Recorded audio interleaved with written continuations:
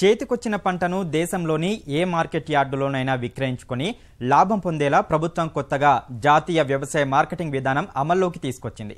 ఈ విధానం ఆదిలాబాద్ జిల్లాలో రేపటి నుంచి అమలు కానున్న నేపథ్యంలో జై కిసాన్ అందిస్తున్న ప్రత్యేక కథనం.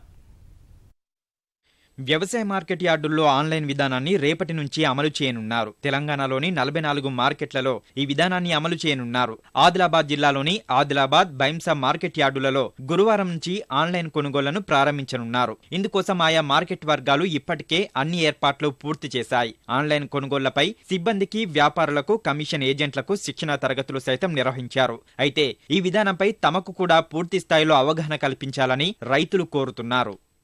ఆన్లైన్ పత్తి కొను విధానం వల్ల రైతులకు ఏ విధంగా మేలు జరుగుతుందో మాకు అర్థం కావడం లేదు. అదే సదస్సు రైతులకు ఏర్పరిస్తే అవగాహన వస్తుంది, ఏ విధంగా లాభాలు అవుతుంది, సిండికేట్ కాదంటున్నారు ఈ విధానం వల్ల. అయితే ఇది రైతులకు అవగాహన కల్పిస్తే బాగుంటుందని నా వేరే మార్కెట్ల నుంచి కూడా ఇక్కడికి బండ్లు వస్తూ ఉంటాయి కాబట్టి అందరికీ మేలు జరుగుతుంది. ఫార్మర్ తెచ్చిన సరుకుని ఒకే రోజు అమ్ముకునే వీలు ఉండేటట్టు చూస్తే బాగుంటుందని నా అభిప్రాయం. నూతన విధానంతో రైతులకే కాక తమకు ప్రయోజనం చేకూరుతుందని వ్యాపారులు చెబుతున్నారు. అయితే సరుకు నాణ్యతను బట్టి ధరను ఎలా నిర్ణయించాలో తెలియడం లేదని వ్యాపారులు అంటున్నారు. సెంట్రల్ గవర్నమెంట్ ఏదైతే ఈ పద్ధతి ప్రకారం నడిపిమన్నారో మంచిదే. ఇది మళ్ళీ స్టేట్ గవర్నమెంట్ కూడా దీని గురించి మంచిగా ఇంప్లిమెంట్ చేయాలని అందరు అధికారులకు ఆదేశాలు ఇచ్చారు. ఇక్కడ మాకు మీటింగ్ పెట్టారు, అవగాహన సదస్సు తిరంగా. అట్లా కూడా ఒక 2-3 ఇంకా మీటింగ్లు పెట్టాలా. ఎందుకంటే ఇప్పుడు మొన్న చెప్పిన దాంట్లో కొందరికి ఇంకా డౌట్స్ ఉన్నాయి. లైసెన్స్ విధానం ఇప్పుడు మేము నిజామాబాద్ మార్కెట్లో కానీ కామరెడ్డి మార్కెట్ పోతే మా లైసెన్స్ ద్వారా కూడా మాది మంచిది, అది మాకు అది అనుకూలమే. లేకపోతే మేము ఇక్కడ పోయి అక్కడ అంటే మీ లైసెన్స్ లేదు, ఇక్కడ మీరు ఎట్లా కొంటారని కూడా ఆబ్జెక్షన్ చేయొచ్చు కదా. ఈ ఒకే దాని మీద మాకు కూడా బాగా మంచిదే.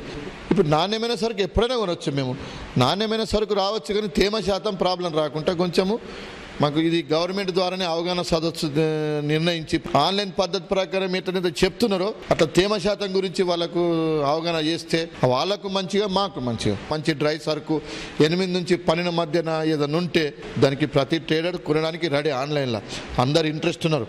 ఈ వ్యవస్థ అందరికీ మంచిదే. నేచురల్ అయితే ఎవరైనా కొనాల్సిందే.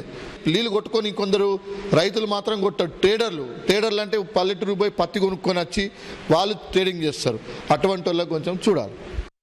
గతంలో మాదిరి వ్యాపారులు కూటమి కట్టి ధరలను దిగ్గోసే విధానానికి అడ్డుకట్ట పడుతుందని అధికారులు చెబుతున్నారు. ఏ వ్యాపారి అయినా ఎక్కడి సరుకునైనా కొనుగోలు చేయవచ్చని, అదేవిధంగా రైతు ఎక్కడ ఎక్కువ ధర లభిస్తే అక్కడే అమ్ముకోవచ్చని స్పష్టం చేస్తున్నారు. రైతు ఖాతాల్లోనే డబ్బులు పడేలా ఆధార్ కార్డుతో పాటు బ్యాంక్ అకౌంట్ పత్రాలు వెంట తెచ్చుకోవాలని రైతులకు సూచిస్తున్నారు.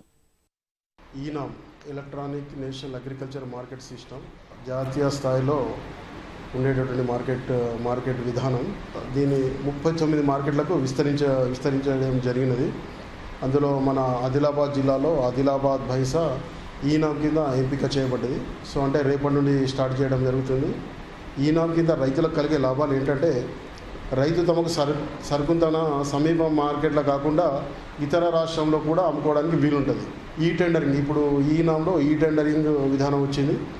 సో ఒకరికి తెలియకుండా ఒకరు కోడ్ చేసే అవకాశం కూడా ఉంటుంది. సో ఇందులో రైతుకు మంచి ధర లభిస్తుంది. వ్యాపారస్తులు సిండికేట్ కాకుండా సో వారికి నచ్చిన ధరను వాళ్ళు కొట్టేసుకుంటారు. SMS కూడా రైతు సెల్ ఫోన్కు, తర్వాత కమిషన్ ఏజెంట్కు, ట్రేడర్కు ఒక SMS కూడా వెళ్ళిపోతుంది.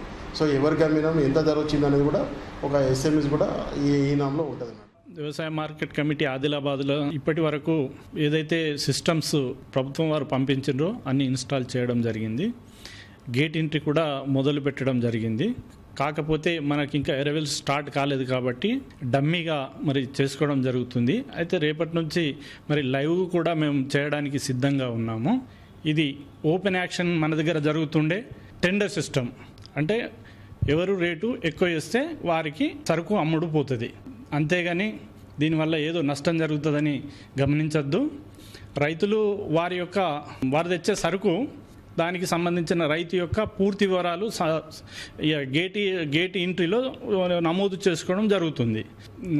Aadhaar card, bank account. ఎందుకంటే నేరుగా డైరెక్ట్ వారికి అకౌంట్లు జమ కావాలంటే మరి బ్యాంక్ అకౌంట్ తప్పులు పోకుండా ఉండడానికి కొరకే మరి దాన్ని మనం తీసుకోవడం జరుగుతుంది. ప్రస్తుతం అయితే మరి గ్రెయిన్ని స్టార్ట్ చేయాలని అనుకుంటున్నాము.